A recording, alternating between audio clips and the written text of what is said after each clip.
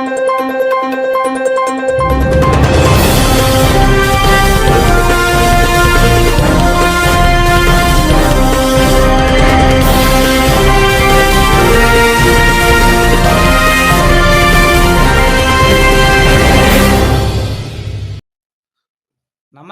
ఏ1 మీడియాకు స్వాగతం.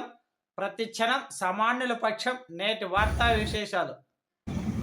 77వ గణతంత్ర దినోత్సవం సందర్భంగా శ్రీ సత్యసాయి జిల్లా కలెక్టర్ శ్యామ్ ప్రసాద్ చేతుల మీదుగా అవార్డు అందుకున్న నల్లమాడ మండలం తహసీల్దార్ మనోజ్ కుమార్ రెడ్డికి, గ్రామ రెవెన్యూ అధికారి గంగాధర్కు టీడీపీ, బీజేపీ నాయకులు శాల్వాలు కప్పి పూలమాలలు వేసి ఘనంగా సన్మానించారు.